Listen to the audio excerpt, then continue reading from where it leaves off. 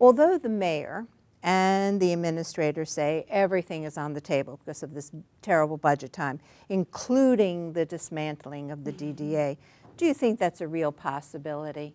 I don't think so. I mean, I don't think that the city, well, we had some numbers that came to the DDA at one time, and I couldn't find the paper to bring it here, but it showed the amount of support that the DDA gives back to the city. Yes, I was going to ask you that. Right. And it's more than the DDA gets, that the DDA takes from the city's taxes, you know, and because we have the parking, and I don't really think the city wants to take over management of the parking system. It's a big operation, and that would be an additional, you know, expense that the city would have to manage and somehow figure out how to put it in-house, and I'm not sure that they want to do that. But, you know, I really can't say what. Right. And see, from what I've looked up, apparently the DDA gets about a little under $2 million in TIF. Yeah. And then, of course, it's getting the money from the district library, from the WCC. It's getting all that money. Right. And I was trying to add up how much the DDA really gives back. You know, there's the police courts building. I think you give $500,000 a year. Is that correct? I think it's a little bit more than that. Like well, they gave $700,000 for the lead certification. Oh, right, and then $500,000. Yeah, and you're paying on the Y lot, is my understanding? Right, we're paying. Yes, you had asked that at this meeting. Yeah, so we pay $68,000 a year on the interest.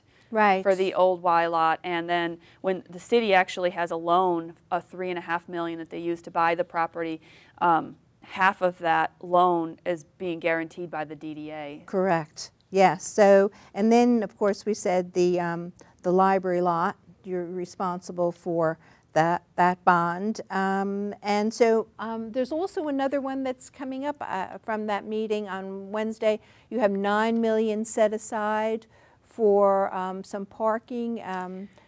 There is money set aside for the Village Green project, which is the redevelopment of the parking deck at First and Washington, and so the city put out the RFP for the development of that site, but the DDA will be financing the parking. There's a component of the project that will be public parking.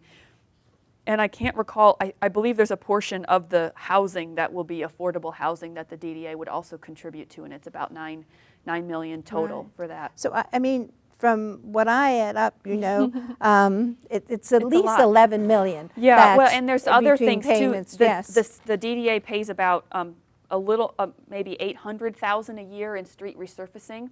Right. For the downtown, and that's you know, just basically because we recognize that we want to have good streets, and the city has its own millage for street resurfacing, but the DDA contributes money back. More money, right. More money back to the street resurfacing fund. We've given small amounts of money. Again, I think that you know, you can get lost in these big numbers because you've got all these big projects, but some of the smaller things I think have huge impact too, and the DDA is paid. Excuse me one second, let me interrupt just to tell our viewers that we're going to continue this a little longer and not end right now. So because we have more questions. So I'm sorry I interrupted you, so go ahead. So the DDA has contributed money for improvements at the farmers market. I think we had promised those monies, and then they never, the improvements never happened, and so then I think the grants kind of expired. But we had promised to do that. We've contributed money for some stormwater modeling in the downtown.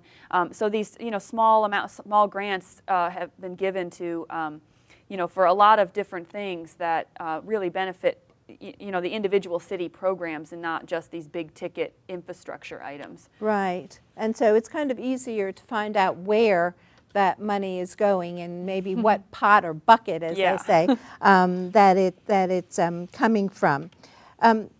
You have spoken out also against the library lot dig. The almost 700 and something car parking lot, the underground. Can you tell us why you were against that lot? Yeah, and that project? I had raised doubts for for pretty much since I started on the DDA about the need to build more parking in the downtown. I really felt like the study that we did, which we call the Nelson-Nygaard study, you can find it on our website. I felt like Nelson-Nygaard in the study that they did for us didn't demonstrate a need to build more parking immediately. They set out some numbers and some benchmarks about the capacity of the system.